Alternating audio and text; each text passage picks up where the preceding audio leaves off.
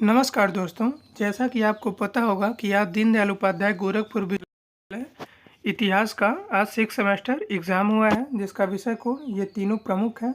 HIS 307, HIS 308 और HIS 309।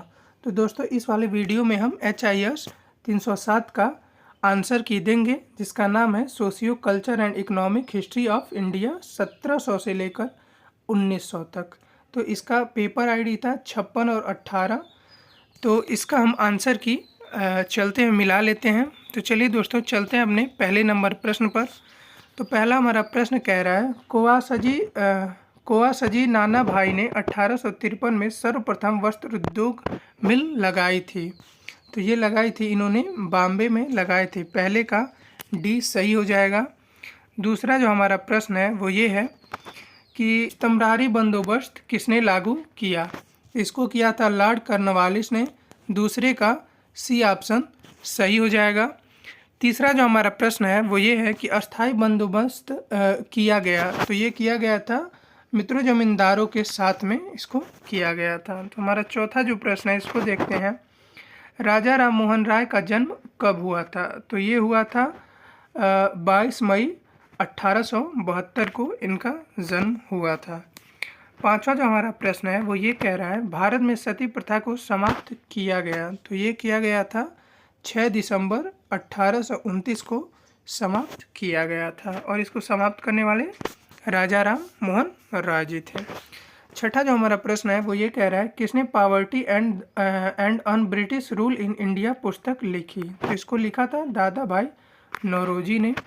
सातवां जो हमारा प्रश्न है इसको देखते हैं। सातवां प्रश्न कह रहा है कि किसने कहा कि भारत और ब्रिटेन के आर्थिक हित प्रत्येक क्षेत्र में टकराते हैं। तो इसको कहा था दादा भाई नौरोजी ने।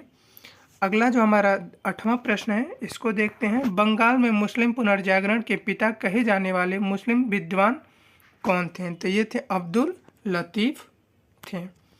हमारा 9वां जो प्रश्न है इसको देखते हैं। ये कह रहा है बहावी आंदोलन को किसने पवित्र युद्ध माना। तो इसको माना था सैयद अहमद बरेलवी ने।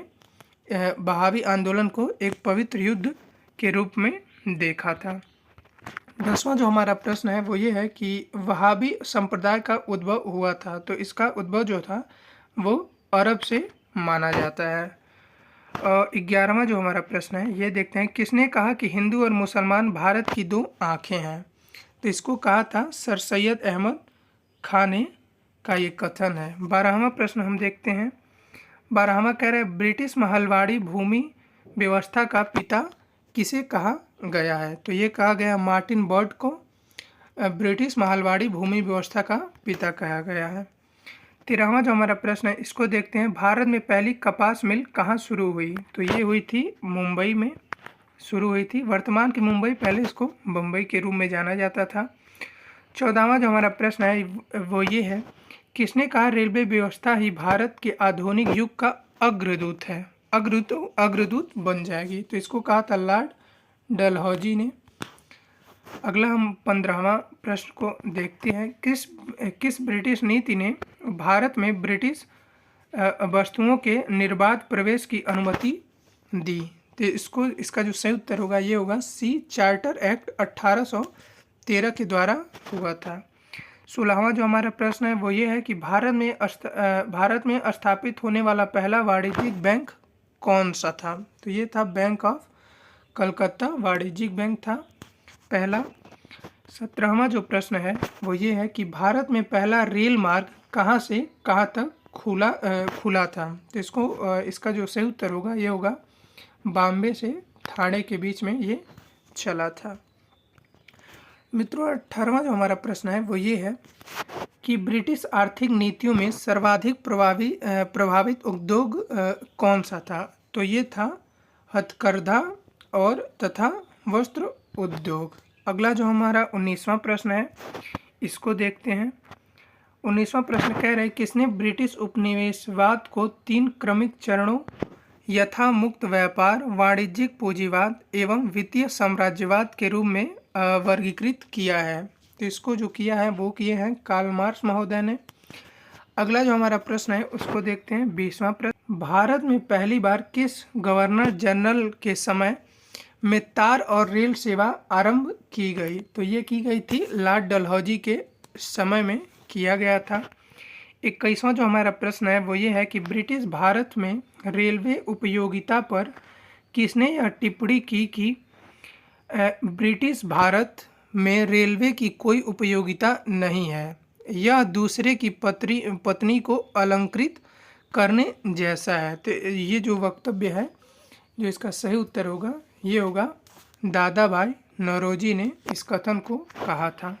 22वां जो हमारा प्रश्न है वो ये है कि मद्रास में रैयतवाड़ी बंदोबस्त से कौन संबंधित रहा था? तो ये संबंधित जो है ये है मुनरो जी थे इसके। 23वां जो हमारा प्रश्न है इसको देखते हैं, किस वर्ष स्वामी विवेकानंद ने विश्व धर्म संसद में भाग लिया था? तो ये लिया था इन्होंने 1893 में भाग लिया था, शिकागो गए थे।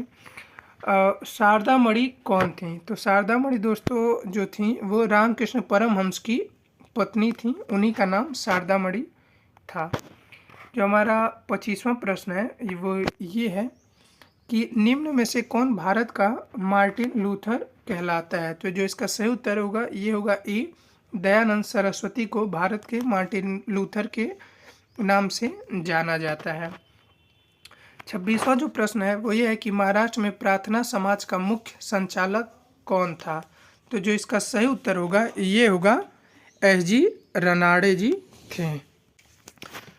अगला जो हमारा प्रश्न है उसको देखते हैं, 27वां प्रश्न। ये कह रहा है निम्नलिखित में से कौन आत्मीय सभा का संस्थापक था? तो जो इसके संस्थापक थे वो थे राजा राम मोहन राय थे, इसका ए सही हो जाएगा। 28वां जो हमारा प्रश्न है वो ये है कि महात्मा ज्योतिबा फूले द्वारा किस संगठन की स्थापना की गई थी? तो ये जो संगठन की स्थापना की गई थी ये था सत्यशोधक समाज का इन्होंने स्थापना किया था। 29वां जो प्रश्न है इसको देखते हैं कि निम्नलिखित में से कौन सा युग्म सुमेलित है? तो दोस्तों जो इसका सही उत्तर होगा ये होगा डी वाला। जहाँ तक मुझे लग रहा है डी वाला होगा, लेकिन देखिए यूनिवर्सिटी क्या मानती हैं क्या सही है, इसका थोड़ा कन्फ्यूज़न है। चलते हैं तीसरे प्रश्न पर। तीसरा जो हमारा प्रश्न है वो ये है कि कर्जन द्वारा गठित रेल आयोग के अध्यक्ष थे? तो ये थे थॉमस रॉबर्टसन, इसके अध्यक्ष थे ये थे, इसका सही जो है वो डी हो जाएगा। अगला 31वां जो हमारा प्रश्न है वो ये है नेटिव मैरिज एक्ट किस वर्ष पारित किया गया? तो जो ये पारित किया गया था ये था 1872 में इसको पारित किया गया था। तो 30वां जो हमारा प्रश्न है 32वां जो हमारा प्रश्न है इसको देखते हैं, हाली पद्धति संबंधित थी? तो ये थी बंधुआ मजदूरों से।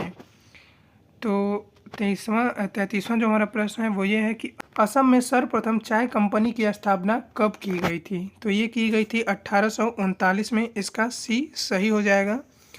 34वां जो हमारा प्रश्न है वो ये है किसने कहा कि यदि भगवान अस्पृश्यता को सहन करते हैं तो मैं उन्हें कभी भगवान नहीं मानूंगा? ये जो है कथन ये है बाल गंगाधर तिलक का, इसका बी सही हो जाएगा। चलिए 35वें पे चलते हैं। 35वां जो हमारा है वो ये है कि गुलामगिरी का लेखक कौन था? तो जो इसके लेखक थे वो थे ज्योतिबा फूले थे। अभी ज्योतिबा एक मूवी भी आई है। 36वां हम देखते हैं, निम्नलिखित को कालानुसार में रखिए। जो इसका सही उत्तर होगा वो होगा इसका डी वाला होगा, लेकिन मुझे ये बी वाला लग रहा है, तो देखिए क्या होता है। 37वां जो हमारा प्रश्न है वो ये है कि 3 प्रेसिडेंसी बैंकों का विलय किस बैंक के रूप में हुआ था? तो ये हुआ था इंपीरियल बैंक ऑफ इंडिया के रूप में किया गया था। 38वां जो प्रश्न है वो ये है the age of consent act किस वर्ष पारित हुआ? तो ये जो हुआ था वो हुआ था 1891 में पारित हुआ था। 39वां जो हमारा प्रश्न है वो ये कह रहा है पिछड़े वर्गों का उत्थान किसका मुख्य कार्यक्रम था? तो ये था सत्यशोधक समाज का। अगला जो हमारा 40वां प्रश्न है इसको देखते हैं, 19वीं शताब्दी के उत्तरार्ध में नव हिंदूवाद के सर्वश्रेष्ठ प्रतिनिधि थे? तो ये जो थे ये थे स्वामी विवेकानंद, इसका बी सही हो जाएगा। 41वां जो हमारा प्रश्न है वो ये है कि भारत का प्रथम आधुनिक पुरुष किसे माना जाता है? तो ये माना जाता है राजा राम मोहन राय को। 42वां जो प्रश्न है उसको देखते हैं। राम मोहन राय को राजा की उपाधि किसने विभूषित किया? तो ये जो किया था ये मुगल सम्राट अकबर द्वितीय ने इनको राजा की उपाधि से नवाजा था। 43वां प्रश्न है हमारा, ब्रह्म समाज के संस्थापक कौन थे? तो ये जो थे ये थे राजा राम मोहन राय थे। यह ब्रिटिश शासन के दौरान भारत में उद्योग का कोई स्वतंत्र विकास नहीं हुआ था। यह किसका कारण था? तो जो इसका कारण था वो था कि भारी उद्योगों का अभाव इसका कारण था। अगला जो हमारा 45वां प्रश्न है इसको देखते हैं। ये कह रहा है किस नीति के कारण भारतीय हस्तशिल्प उद्योग नष्ट हो गया? तो ये जो था इसका सही उत्तर हो जाएगा ये फ्री ट्रेड पॉलिसी, मुक्त व्यापार नीति से ये हस्तशिल्प उद्योग नष्ट हो गया था। अगला जो हमारा प्रश्न है वो ये है 46वां जो हमारा प्रश्न है वो ये कह रहा है भारतीय हस्तशिल्प उद्योग के विकास के पीछे ब्रिटिशों का मुख्य उद्देश्य क्या था? तो ये जो था ये था ब्रिटिश निर्मित सामान के लिए बाजार तैयार करना। इसका ये सही हो जाएगा। 47वां जो हमारा प्रश्न है वो ये कह रहा है कि 19वीं सदी में कृषि के वाणिज्यीकरण के दौरान कौन सी फसल सबसे प्रमुख बन गई? तो ये जो बन गई थी ये थी कपास। सी इसका सही हो जाएगा।